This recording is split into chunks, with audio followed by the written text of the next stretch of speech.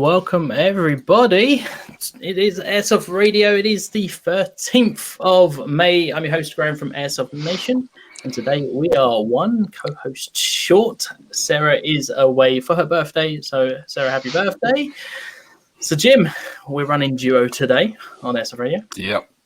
Hello. And we got the boys are here for a 1 hour show. It's the first time Ritchie's been on, but Tim, I think this is your third time on the show. So the Heresy Group are here, Tim and Ritchie. Welcome to the show, lads. Welcome, Cheers, guys. mate. Thank you for having us. Cheers. All right, thanks for coming. Thank you so much for coming on. Guys, if it is your first time watching Airsoft Radio, welcome. Remember, you can join in the conversation and have your say below in the comment section right there. Things can get a little bit out of hand, so be prepared. And I'm sure today's show is definitely going to bring in a lot of varied opinions. These guys are like king of controversy when it comes to this topic. Don't forget to definitely like and subscribe to Airsoft Radio. Remember, you can find us live now on YouTube, Facebook, or Twitch. And if you fancy catching up on the audio only, you can find us on any podcasting platform that you prefer. So today on the show, we're going to talk about Milsims. Specifically, why do Milsims turn to shit? Is it the organisers operating out of depth? Are players just incapable of reading the rules, as may have been indicated more recently? But before we divulge into that, we're just going to find out how everyone's been, what everyone's been up to in the last week. So, Jim, what have you been up to? Working as usual. Clearly living the dream. I was at Reaper Ops on Sunday, which is Fort Borstal, which is a site that you'll probably want to check out, Rich. It's a little bit CQB-ish. It's a little bit kind of Napoleonic fault. Is that the place where it all started for me and thee? Not quite. No, Right. that was so it's like Amherst, but a little bit different. It's right next to a prison, which is really fun. So what's the worst that could happen? But yeah, so yeah, that's all good. Epic. Very cool. Ritchie, been up to much? So, yeah, mate, so I do apologise if I sound a bit off. I'm suffering from the worst case of man flu, cat AIDS, pigeon foot AIDS, whatever you'd like to call it. I've just been that, really. Me personally, just in work, just trying to get back on track, getting videos under my belt for the channel. Really, what I've been up to is just putting rounds through the new SCAR, if I'm honest with you. Just getting to grips with that. No, with your new toy. Test it. I know Tim was saying how much he enjoyed it at the weekend when he had a first time of that one. Mate, really nice bit of kit. It's an absolute machine. It's like the airsoft version of a bump stock, mate. It's you can literally see and just let it go. Yeah. You heard it here first. It's going to be banned.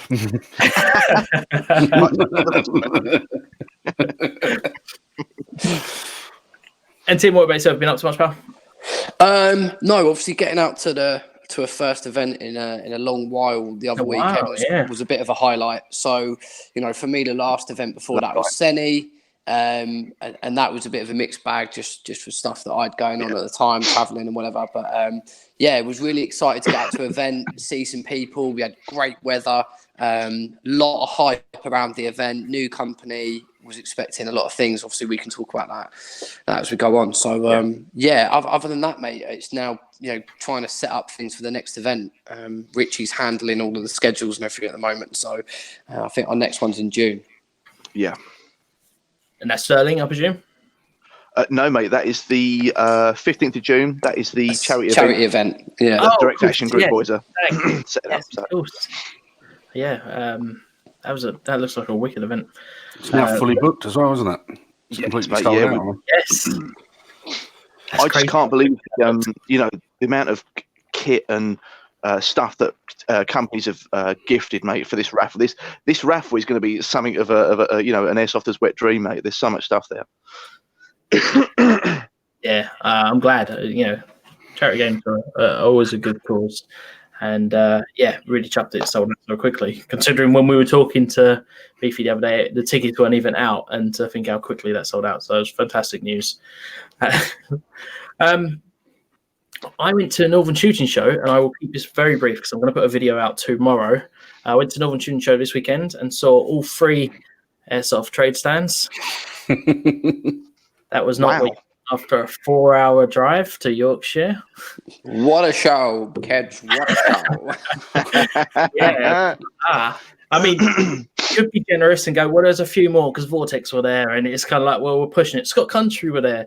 And it's kind of like, well, not so much sure if that's if that's enough to say they're Airsoft related. But I will say it was a good event if you're into air guns and real steel and clays or anything like that. But from an Airsoft point of view, who were the 3 stands? Land Warrior, yep, Spectre Arms, and Fubar Bundy.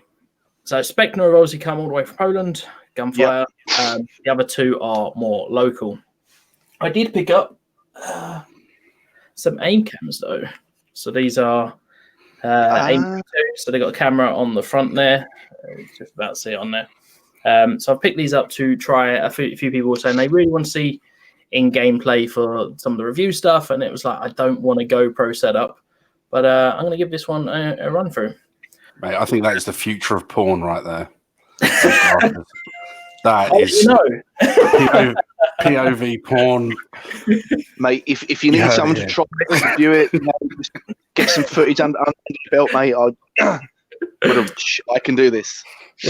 I'd offer the same, but it got a really good zoom. Glasses on.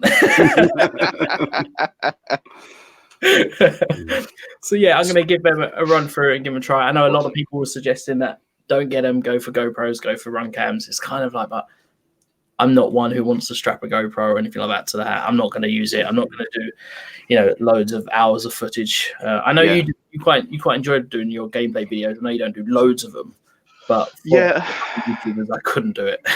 No, I mean, honestly, I had a couple of messages, inboxes the other day. Someone was saying, oh, why don't you do more gameplay? We want more gameplay. And I think I messaged saying, look, the last event, Sterling event, I just didn't get much good footage from it, And they were saying, we'll just put it out anyway.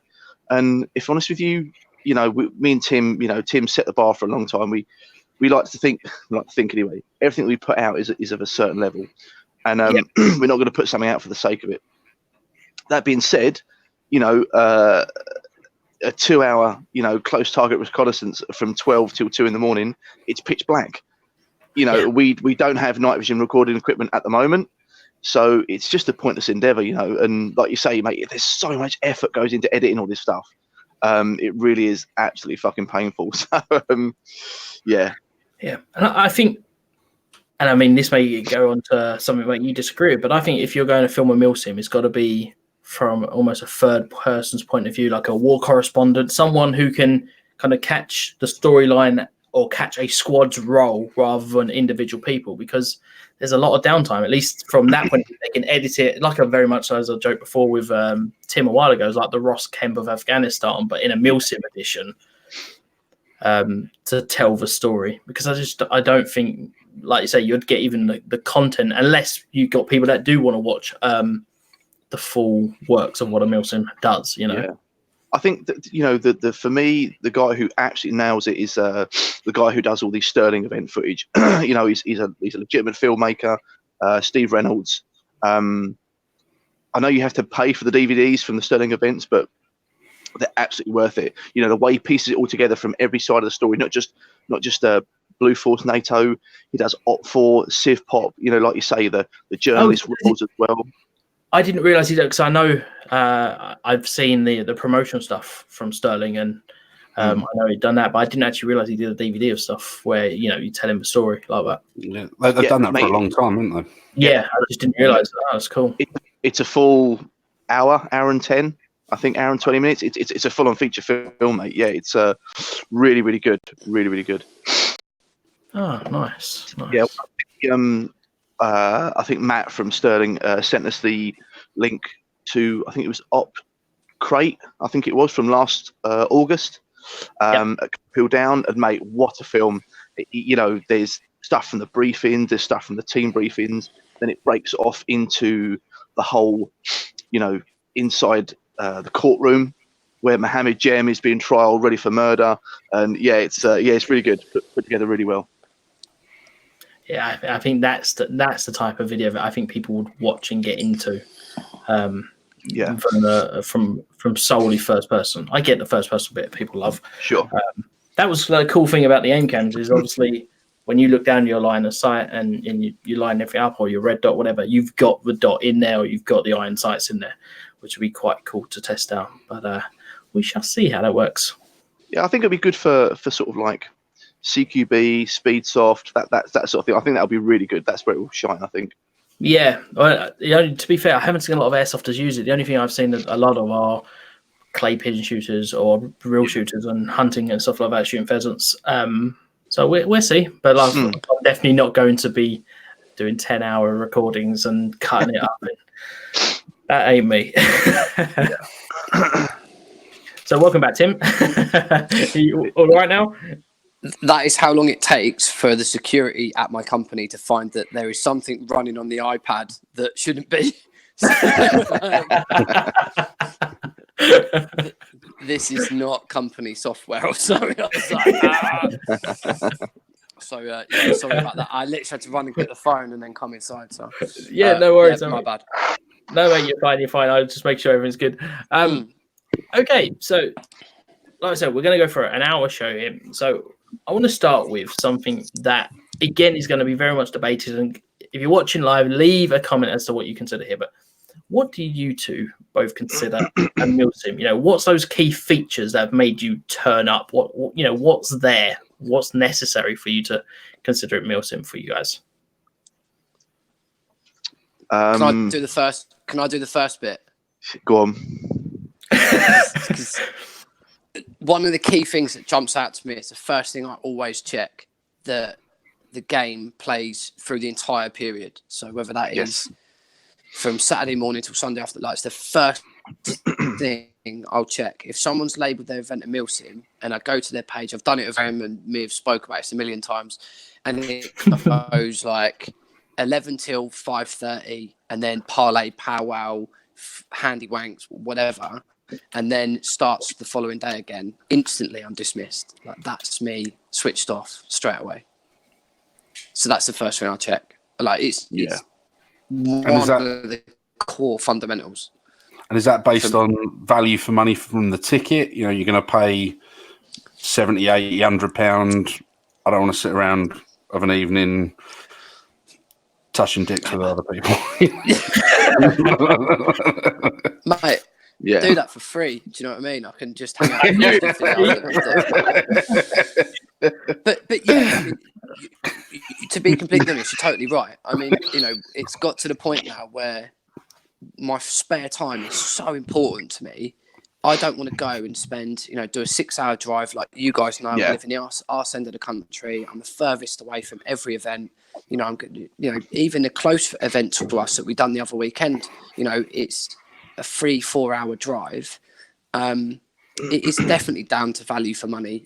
That's a big core part. You turn up at 11 and play till 4-5 o'clock, and then you're kind of burnt the rest of that time. I'd rather just go and do a Sunday. Like, if I was that desperate to play and do a Sunday game. The other is also the investment in night vision. And obviously, we could talk a whole hour on this, but the long and short of it is, for anyone that does invest in night vision, you want to get the maximum out of that. And if you're going to pay £100 for a weekend and you spend X value, you're looking at a couple of grand at least on night vision. You want to do the events where you can facilitate that as much as possible. If you've got an event that's playing in the winter till 6 p.m, you're going to get a few hours of dusk. If you play till 8 or 10, which there's very little events that I've found that do, you get a little bit more value. If you have an event like Sterling that runs from, Saturday morning until Sunday afternoon, Sunday evening, you know, in that case, you know, you do get exactly that. You know, you value for money, but you're also getting to use the kit that you've heavily invested in, if that makes sense. Yeah, perfectly. It's you said about the use of night vision. Do you find that since night vision's been made more available, that it's now harder to find those events because people are complaining that, oh well, we haven't got night vision, so we don't want to play into the night? Do you know what? I really don't know. I think that there's two mindsets. You know, and I saw both the other weekend. I saw one team that went out on white light and was extremely successful with it in some cases. Now, yes, they did use it like an arsehole, and I'll let Rich go into that because he was closest to it. But they'd done a few things that weren't really very sportsman. But I think that there's some really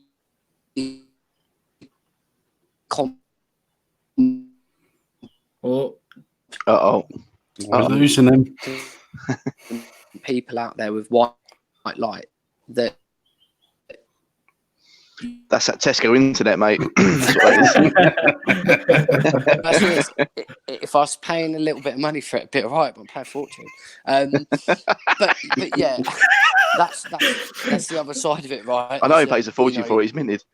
Wish I was. Anyway, so you know that side of it, you know, people can be very effective with white light. So I think there's two cases of it. There's lads that feel like they need it and they feel like it's a necessity, and that's what we saw at the weekend. Or we haven't got nods, so we're not going out. Yeah. Which I think is fucking stupid, because you can be very effective with white light on both teams, especially if there's a group of you with white light. But no, I personally, I thought it would have driven the kind of demand for night vision games up to the point where, you know, at Apocalypse were doing Wednesday night games only, and they were fantastic. They were really, really good. And there were teams there, mate, that we got absolutely rolled over with by just using white light. You know, we both run Gen 3 nods. You know, sort of the highest that you can physically get hands on as a civilian. We got smashed, mate, with white light. So for people to say that I don't have night vision, it's not fair, is just absolute bullshit, mate. I'm sorry. You know, absolutely, mate. It really is. You know, there's talkers and there's doers. You know, but I think to go back to your question, Jim, I think now that night vision's become more readily available, obviously, Jim, remember, like back in the day, you know, when we first done a Milsims with Sterling, you know, you'd see maybe one or two sets of night vision, literally one or two. But now, mate, you see all the sections lined up. Everyone's got duals, PVS 14s, you know, and they're all Gen 2 plus Gen 3s. They're not your you're not your cheap stuff, you know. So I think it just makes the people that are organising the events and organising the night games, they can write more stuff in to make it more value for money. In my opinion. But regarding, I think what makes a Milsim, I think everyone has to wear Cry.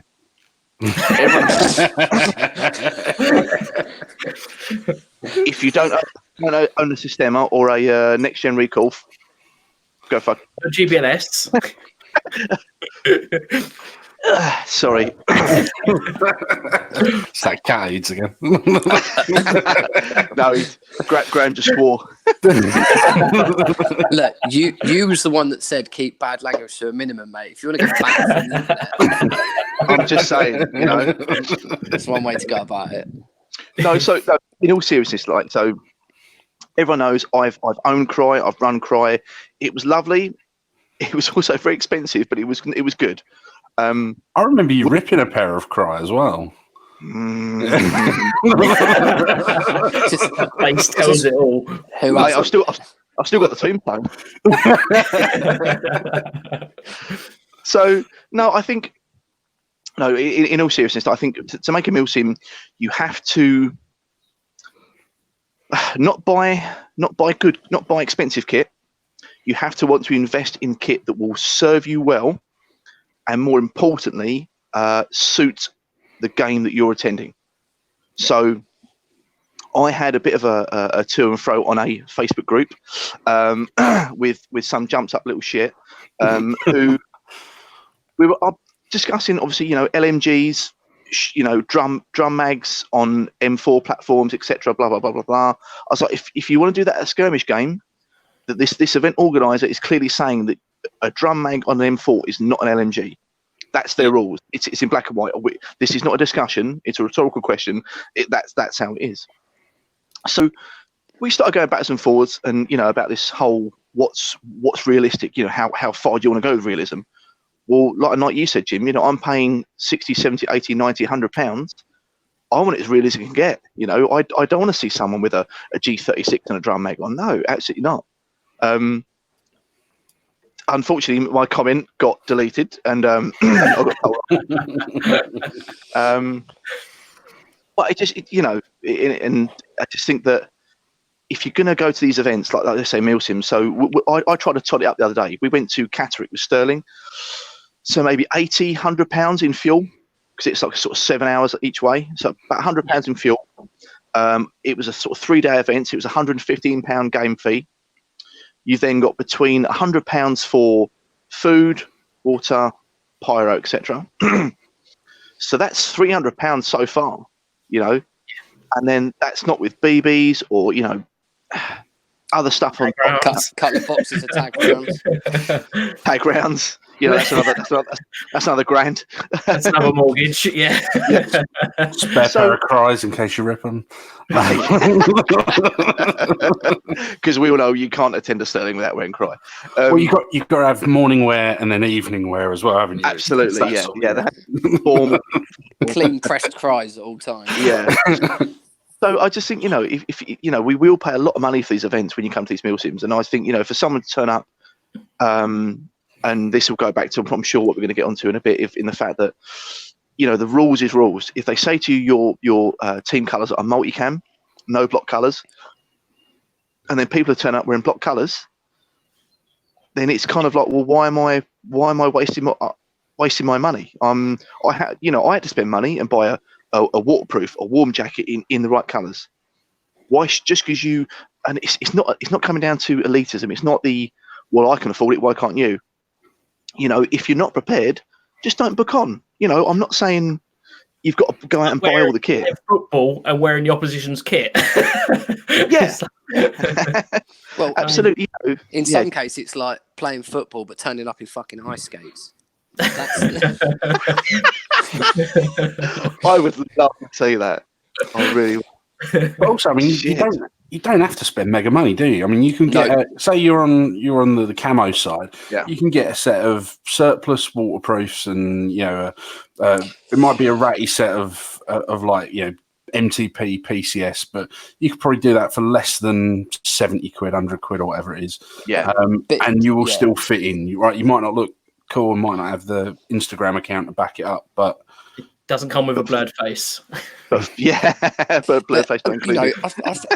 I had this up on my stream when I was saying just about the whole elitism thing. Beefy was saying, he got a set of Gore-Tex MTP.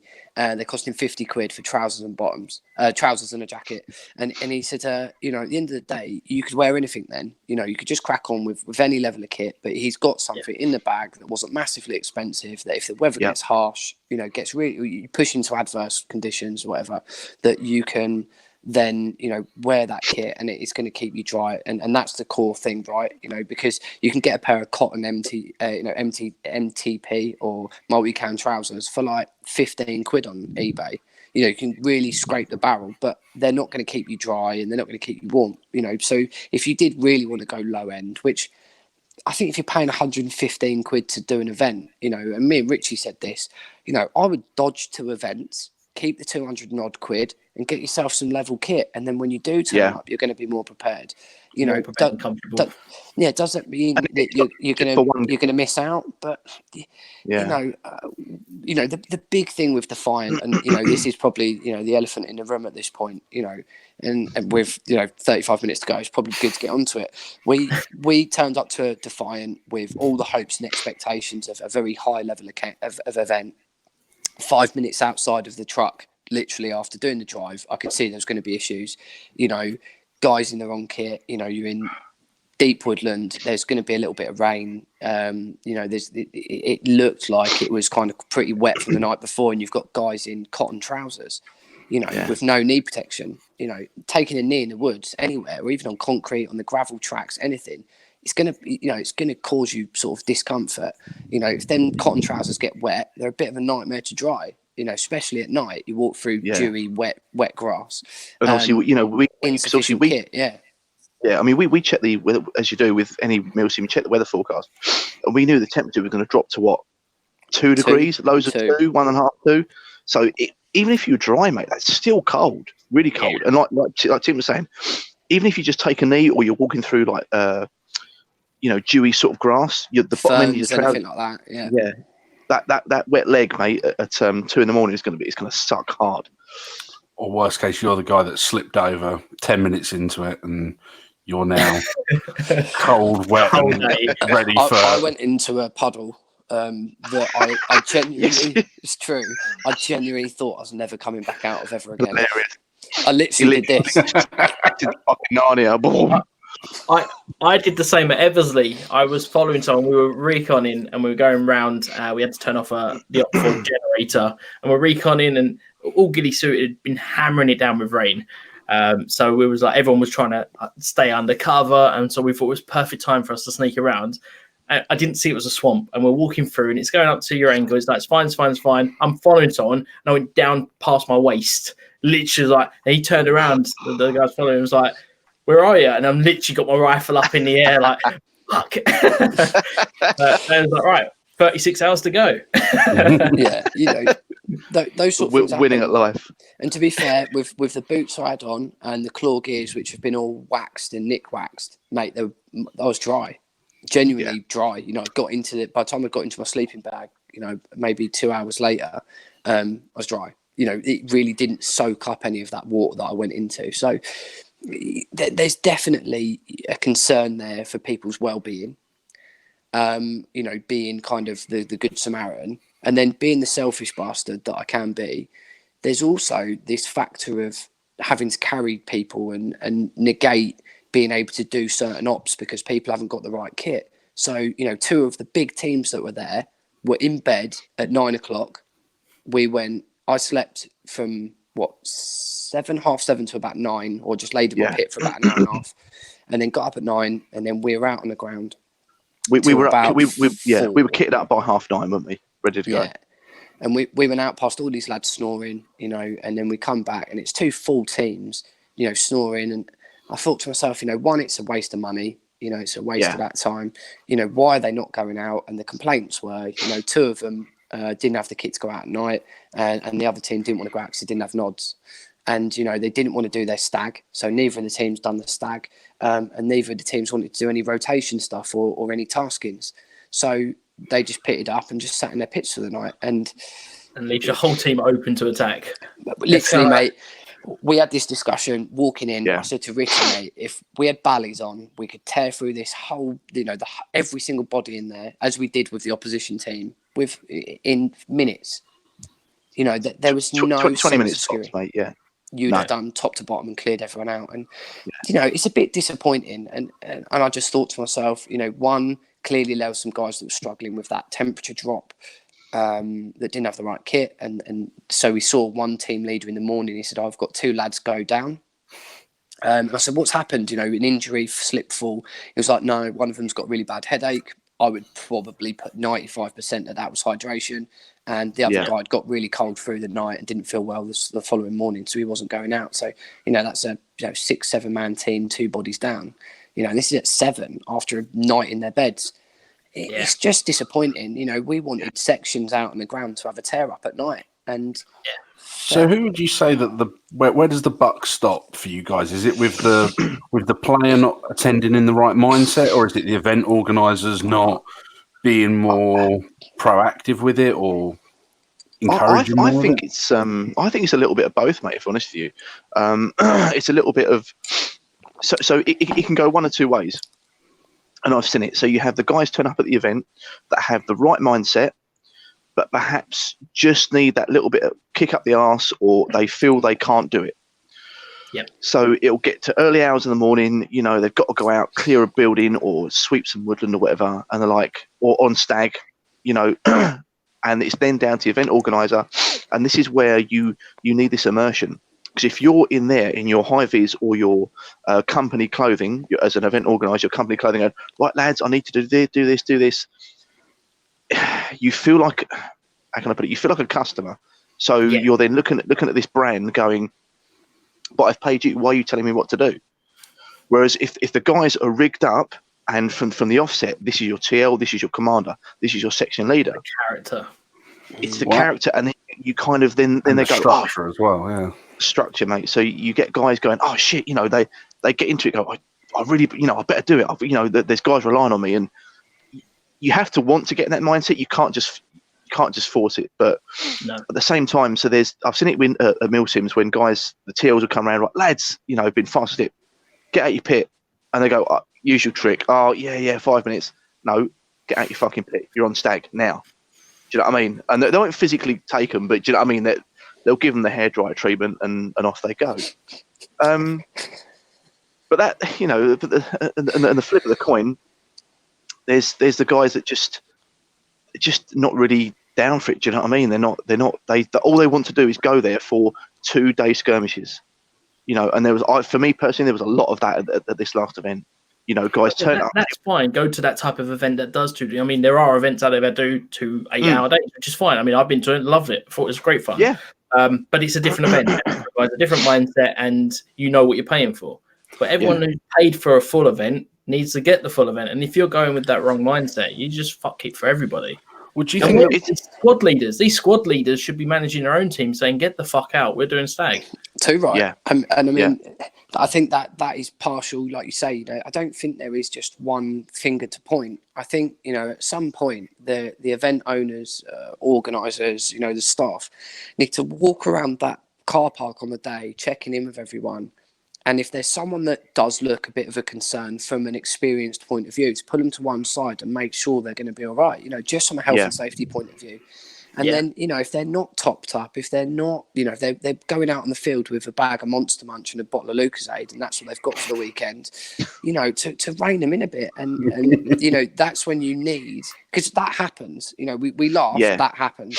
I've got mates that have run in my team that have turned up with 6 cans of Monster and no food for a weekend. And a bag of sweets, and literally a family pack of Monster Munch. Not even lying, that's actually happened for a 36 hours. And you expect more, and it's just it's not fair on anyone. Just going off the back of what you said, Tim, and Tim made a really good fucking point at the last event. We was walking around and we're looking at some guys going, some of these guys, they don't look, as if you're not getting that feeling of, they're prepared. You just your spidey senses are tingling, and as an event organizer, I think. And Tim called it. He said, unless you've done 2, 3, 4 Sterling events to see how they run it, and they do it, mate. They go around looking at the sections that are perhaps not quite as experienced. Just keep checking them. Right, lads, are you good to go? Are you happy doing this? If you're not happy doing it, sit it out. We'll get someone that can do it. It's not being derogatory. It's just saying, lads, if you're not happy, like A, we want the job done, but B, we don't want you out there. Tripping over, coming down with pneumonia or something. Do you know what I mean? So it goes both ways. It's not just going, well, if you can't do it, get out. There is a level of safety there. But should event organisers be worried about not saying, you know what, you're not fucking ready for this, go home? Turn away in the car park sort of thing. Do you know what? I think to some extent where it could come down to someone being injured physically or actually suffering any kind of detrimental effect from that weekend, I definitely think so. There were some lads there this weekend that I think shouldn't have been there from the off. That's my my opinion. Now, whether that is turned around on the day or whether that is them given a slightly different tasking or allowing them to enjoy part of the day and then they wrap up. I don't know. I don't know what the solution is there from an event perspective and how they'd organise that from a business and from a financial perspective. But just for the benefit of everyone else there, my instinct straight away is like, fuck, there's going to be no one out tonight.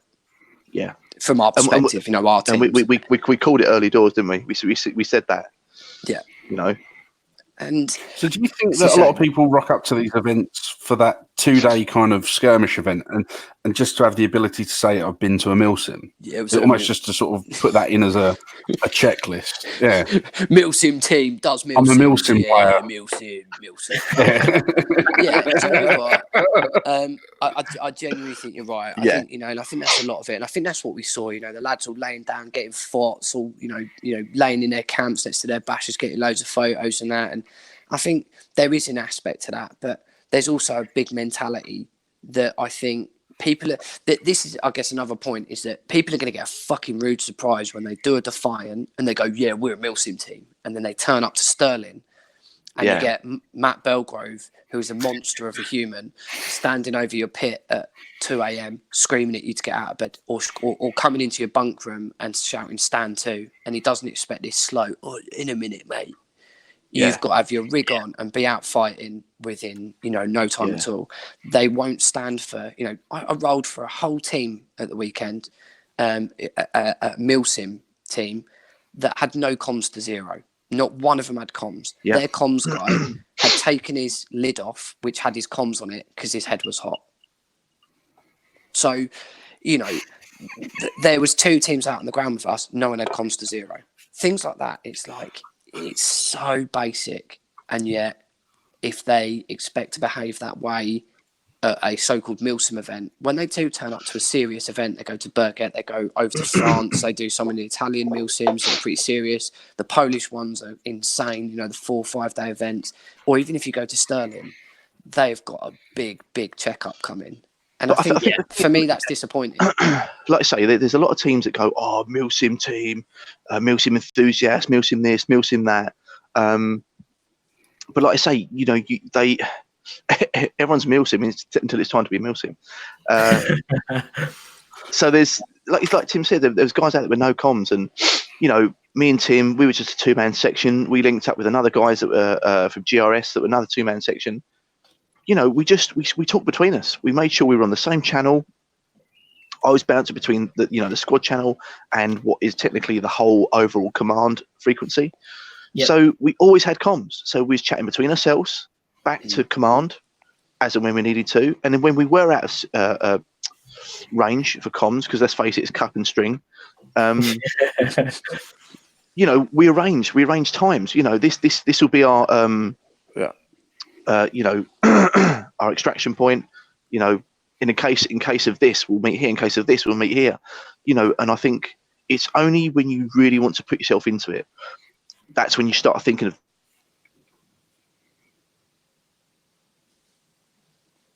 Oh, when you're really thinking. when you're really thinking that hard. He's really thinking that hard. Get out a minute.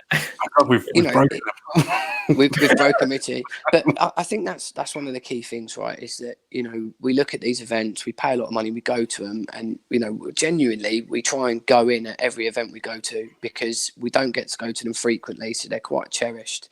And I take it quite seriously. And, you know, some of the feedback from, oh, well, what, so, you know, you're too good to skirmish. I was like, no, I'm just not interested in skirmishing. You know, if I'm going to have that Sunday, 9 times out of 10, I don't. You know, it takes me, like I say, my next event is in June. You know, my past event to this was in February.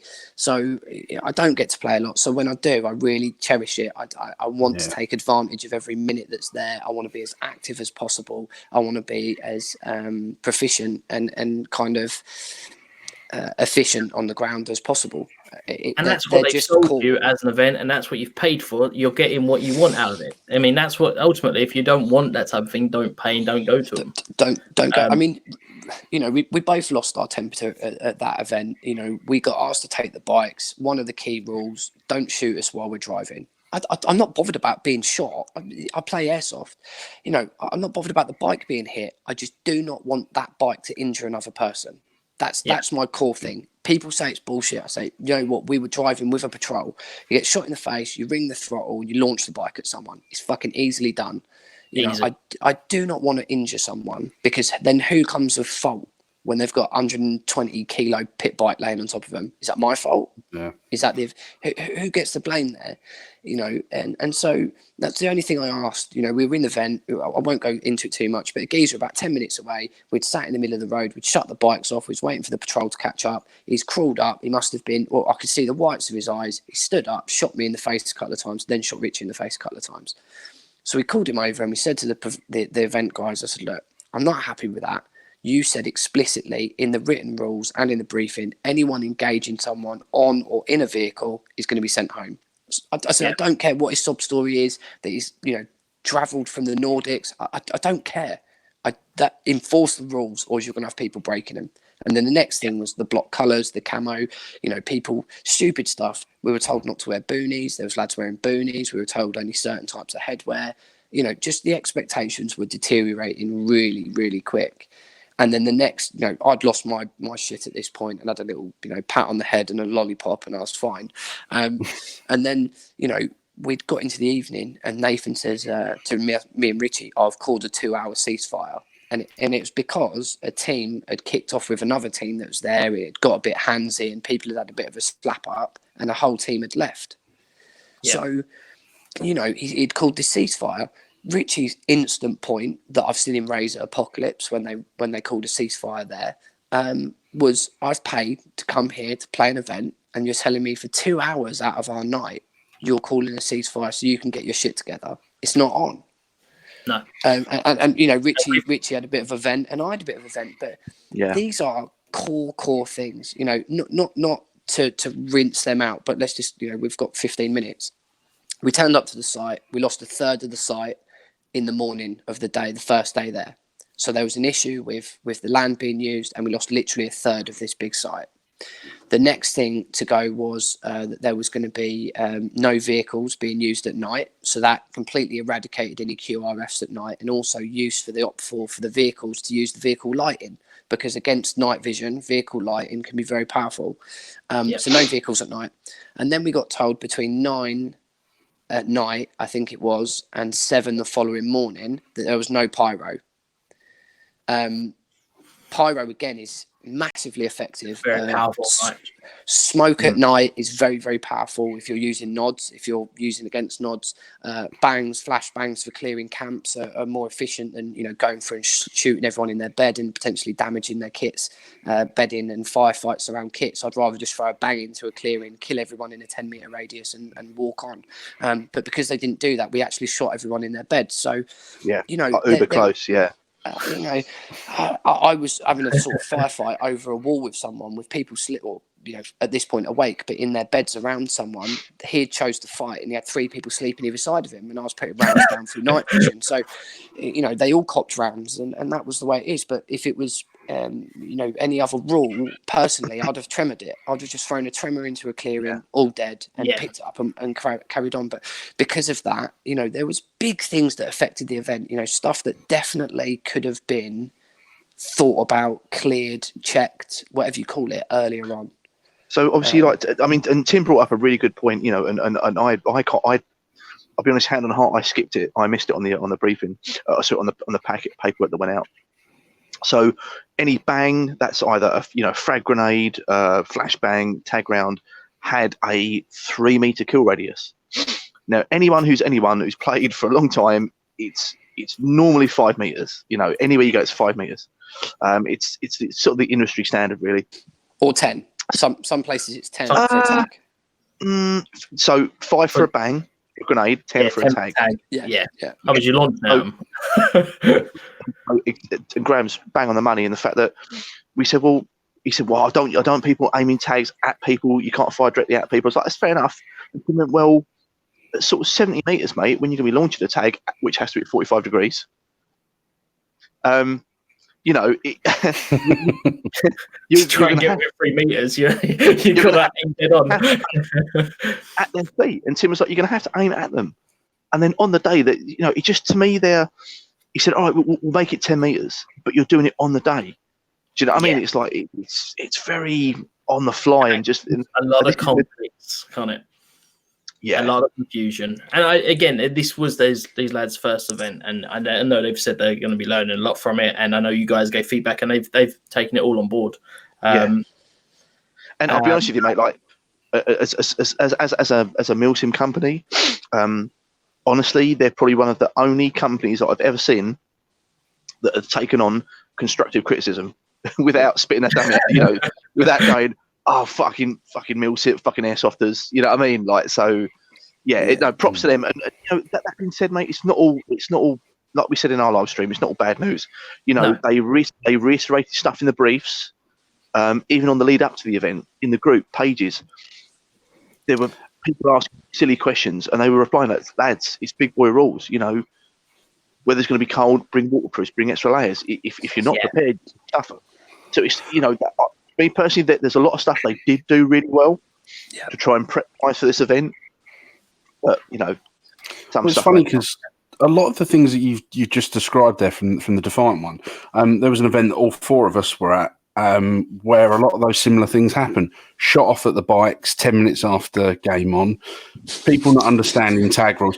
But I'm not bringing it up to sort of talk shit because, it was annoying because that was another event where the Op4, which this gentleman was on, all fucked off at 8 o'clock in the evening because they were scared of two of you with nods, which I thought was hilarious. That was the problem, wasn't it? Literally talking to Op4, and they went, "Yeah, we're going home because they got nods. We're just going to leave now." And he's like, "You joking?" No, fucking off. So, as far as like the whole Defiant versus that event, it's not like any of these things are like. It's almost like they're becoming common now, isn't it? Where it's rather than being uncommon, which you would hope they were isolated problems with the event. Do you know what as well? Sorry, Graham, just to add to that, right? It's not fresh press, is it? Do you know what I mean? No, and also in both cases, me and Ritchie brought spare kit to swap teams because we know this is an issue. And that was raised to Terry on the night that me and Ritchie would swap teams and we'd reorg their guys and we'd push them back up. And that was something that they didn't want to do. We asked them to comms it in. I told Terry even that they would have Ritchie and I'd go on the other side and we'd have a little tear up because at 8 o'clock at night and with all of the grief of getting the bikes down there, taking my bike apart, putting it in the truck, driving to Ritchie's, getting his sorted, getting it onto the trailer, getting the logistics, mate. Is a mission. And to not use them for 15 minutes, if not less than that. So we said we'll stay. We literally pulled everything. In the end, me and Ritchie said to all the guys that wanted to stay that we would go up to the hay bale field and we would fight. We'd play a bit of capture the flag, and Ritchie would take some lads, and I'd take some lads. And I think the team at this point and Terry was so pissed off that they couldn't marshal it because they had to go back to the fob or the safe zone to let people out. So, we preempted that at this event and said, we're going to take black kit just in case and we'll swap over, just because we know that it can be a problem when you've got a team that sort of roll a team over a couple of times. It's genuinely why I have so much respect for Trojan and the Trojan lads, because the first dark water that me and Ritchie went to, we turned them inside out probably 3 times in an hour. They were brilliant about it, and I've got a lot of respect for them because of that. They stuck it out, they reorged and went back at it. And Great Slate 3 again, Trojan. I was with Trojan that day. They were pretty much the only team left standing with our with the Op4 side, and that was horrendous rain. People had no comms, people didn't have waterproofs, people bought tents but didn't close them, and then all fucked off before 12 hours had even got to that point, hadn't it? And I know again you guys were there on that one. You saw even Blue 4 side was falling apart as well. I mean by 9 o'clock the next day there was no Blue 4 left. I hit you guys I think on my own as a last ditch effort about 11 o'clock. I come over a hill in my shorts, t-shirt and nods, remember? I remember you were up the top on the rampart there because we had a guy go down with pneumonia and then had to call an ambulance in. It was, again, it's just that lack of preparation. And again, there's only 2 of us up all night for stag. This is what I don't understand, obviously, obviously me and Jim go way back and, we've done Milsims years ago and Jim will stand testament to this. And we learned the hard way on a lot of it. We did learn the hard way, but at the same time, fuck, did we learn quick? It's a steep learning curve, without a doubt. How big was that bag of stuff we used to pack every event? That fucking bag. I'm never going to hear the end of that, am I? That wasn't even at a Milsim event. That bag came out.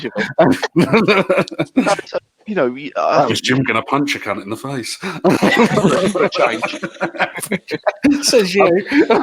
What? How many sites you banned from? Actually, you told me I'm unbanned. You said I'm technically unbanned from my first ever ban. So me and Grab are still banned. I'm going to chalk that up as a win, mate. But no, I think yes, you do learn the hard way, and you learn quick. But it only took me maybe one sort of Milsim event at Sennybridge to go, shit. I never want to be caught out this unprepared. So long story short, was at Sennybridge. I can't think who the company was. It was a charity event, very Battle Sim-esque. They'd hired Sennybridge. It was no structure, but there was lots of guys there, lots of skirmish guys there. Was that the old Bamco Bampots one? Was it one of those ones? I think it might have been, mate. Yeah. So I think I remember being at that event with you, and it was everything that could go wrong did go wrong. The heavens opened. It was just, mate. I bought a little one-man tent. Yeah, I bought a little one-man tent, and I brought a cot bed as well, thinking that the cot bed will go in the one-man tent. Turns out I was this much short. So I could close my tent, but my feet would stick out of the tent. Anyway, but like I say, from that point on, you go, do you know what? Never again.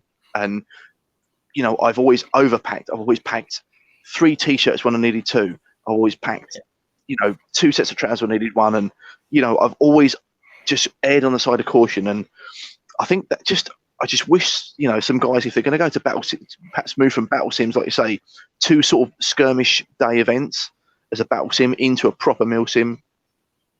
Just take everything, mate. Do you know what I mean? It's better to have it and not need it,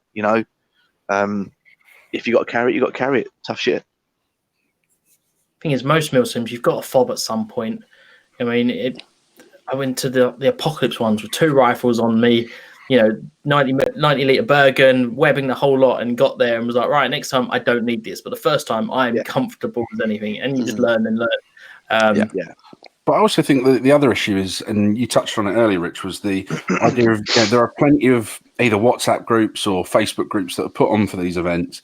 And it's like, ask questions, ask the right questions, and then just fucking listen to the advice from experienced players. If they're telling you don't bring it, then don't bring it.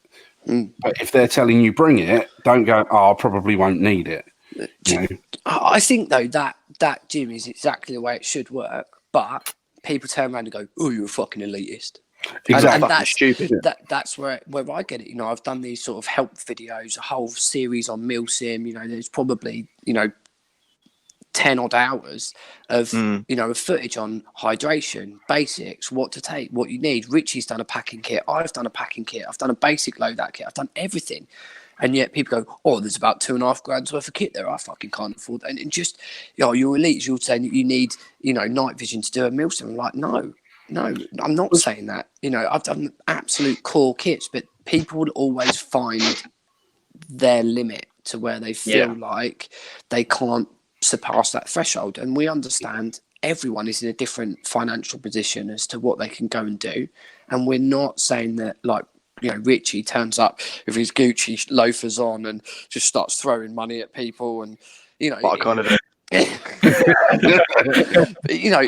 we understand that people can't do that, but there is also, like I said, this thing about being sufficient and just having the right kit.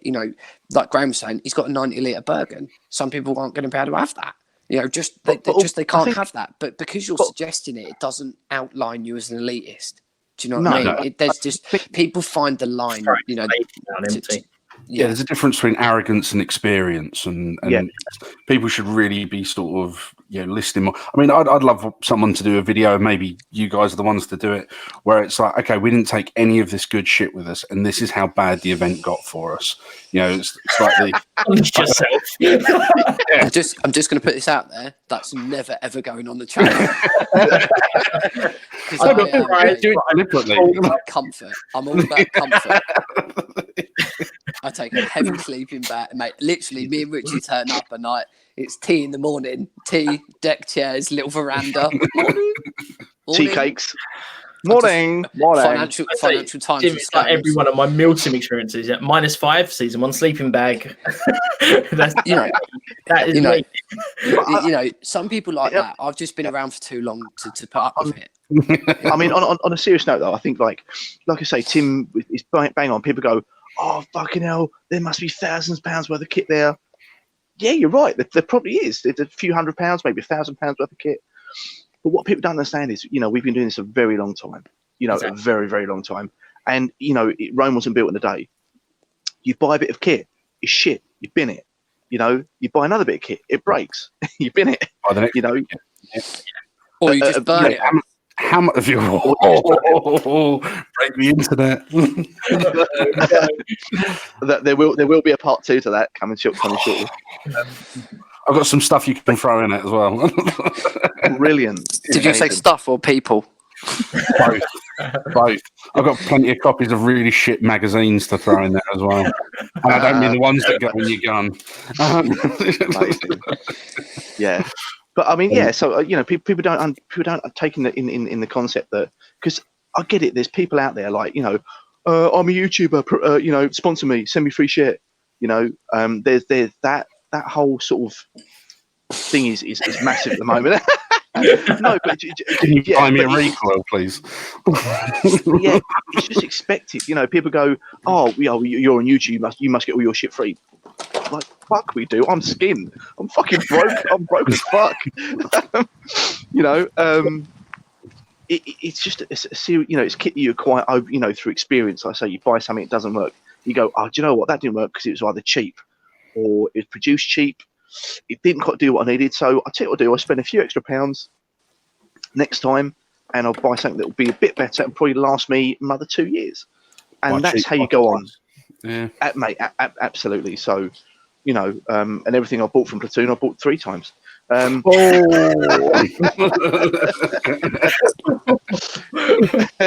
remember that motherfucker.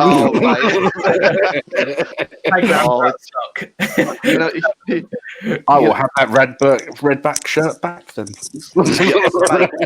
Just quickly, FYI, mate. When you said, "Oh, this, as an extra layer, this will keep you toasty warm." Yeah, I fucked up with that. I think I had a t-shirt, a Ubax, that on as well. I thought you patrolled out.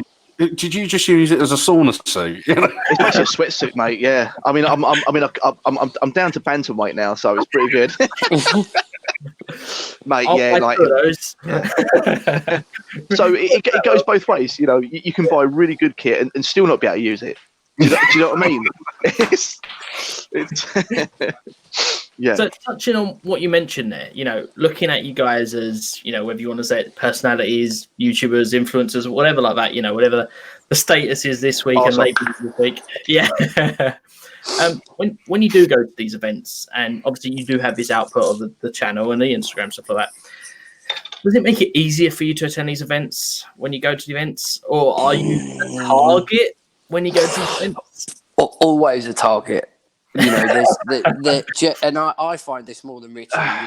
There is always someone there that wants to have a bit of a dig, and whether it is, like you say, out of jealousy because of the platform, or whether it's to turn around and say that they were the person that shot me or shot Richie. That's the one. I genuinely think the whole being that shot was me, in the face. Bracelet. Mate, the thing is, look at me. Yeah. There's a difference, right? And I think, people would... that guy that shot us in the face on the bikes, purely, in my absolute honest opinion, was because it was me and Richie at the front of the stack, and he had an opportunity to shoot us both in the face when we didn't even have guns in our hands. Yeah. If that was me in that position, probably... It would have taken a real lot for me to do that to someone. Yeah. I think, you know, if there's someone stood there with their gun on their back and they're in a backpack, they're holding onto their you know, the webbing, or you know, in this case, we're holding onto a bike. It would take a fucking lot for me to shoot someone in the face. But it's the mindset. You know, we said it's the mindset. Do you know what I mean? You know, if you're in that Milsim mindset, you sit back, you wait. You know, you see how the lie of land is panning out. What's this guy doing? What's he doing? How's the situation escalating or not escalating as it may be? Whereas these guys they were so, you could see them. They were wired, mate. They were just feral. You know, for a fight, you know, and I don't want to use the term skirmish because that's not right. But that they were out for an out and out tear up. They weren't really interested in the backstory, the character role playing, etc. So, well, not everyone is, but he definitely did not read the situation correctly at all, and it kind of fucked it for everyone, really. To be honest with you. But I think, does it make us a target at events? I think Tim is right in that aspect. Is that people will go out of the way to find us and shoot us. Yeah. Does it make it difficult for us to attend? Absolutely not, mate. I'll go anywhere, anytime. I do not give a single fuck who is there. As Tim will say, you know, there was some guy gobbing off on Facebook, you know, telling me how I should and shouldn't do things and what he thinks of me. But yet, lo and behold, mate, when I'm stood 6 feet from him, staring him in the face, he couldn't take his eyes off his boots, you know. And and that's true as well. That's keyboard not Richie. Yeah, that's not Richie hyping that situation up. No. That is 100% true. I saw the messages from him and I thought, this is gonna, you know, if he's that salty behind the keyboard, this might be something that I'm gonna have to split up. That's what my mentality was. You know, if that's his approach to conversing with someone, if he's like that face to face and a genuine person, that's a concern for this event. So and this is a separation in the fact that, like you say, whatever you call us, influencers, YouTubers, if you generally got that much of an issue with what we do and how we're doing it, okay, come talk to us. Like, you know, we're not out to have a fucking punch up. I mean, I do now and again, but you know, if you've genuinely got that much of an issue with what we're doing, come and talk to us. You know, or start your own channel. Yeah. If you can make the internet is a huge place. There's enough room for everyone. If you can do better than us, mate, please go for it. Like, we're not possessive, we're not jealous, mate. Just make the internet a better place, please. You know. So just because I'm just checking the time here, and we're coming quickly to the end of our hour. You guys, what we can, but do you have any last bits of advice for, say, anyone that's either looking, or in fact, anyone that's disenfranchised with Milsim events or themed events, whatever you want to call them? Any advice to sort of them to keep the faith a little bit, or any advice for people that are afraid to make that jump? I think, me personally, it's difficult, mate, because with the internet and social media how it is, everyone has a voice. It's difficult to pinpoint the good from the bad. So, you know, you can't tell who gives good advice and who doesn't. That's the hardest part. That being said, you know, the Milsim community is not that big. The teams are not that big here in the UK, so we're quite lucky in that fact. Get on the forums, do your research, and to put it in a nutshell, you know, just try some battle sims. If something's labelled a battle sim or a 2-day, you know, a skirmish themed event, try that. Just slowly progress your way in. Because you know, we've all been there and done it. If you try and come in at the top, you will come unstuck.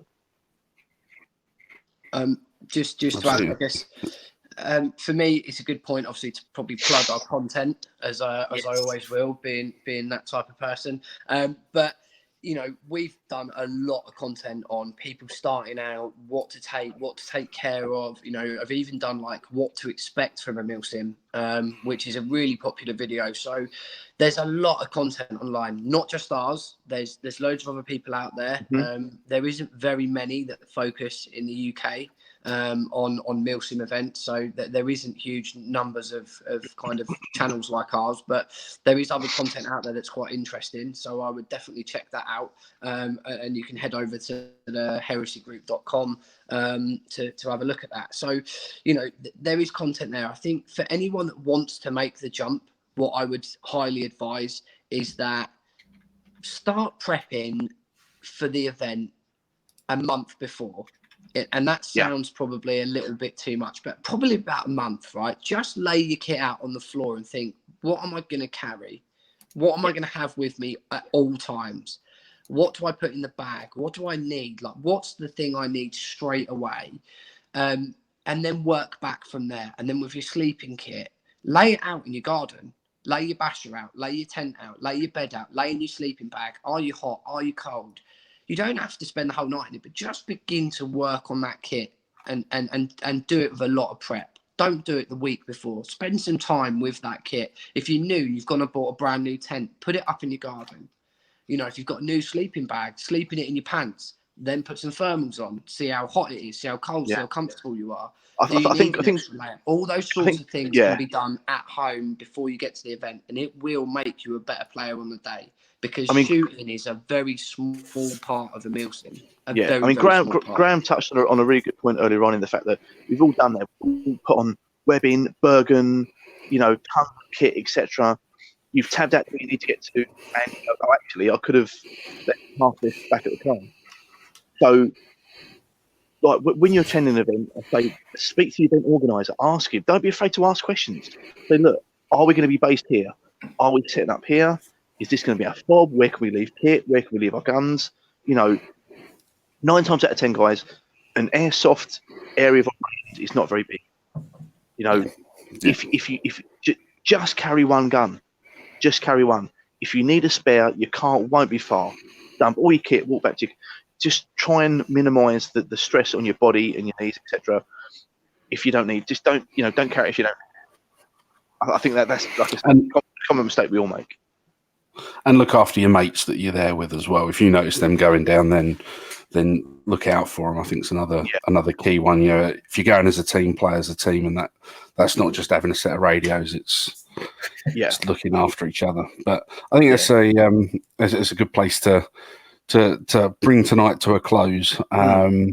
Thank you very much for being on the show, guys. We really, really appreciate it. And I'm hoping this is the first of many occasions, because there's more than enough stuff to talk about.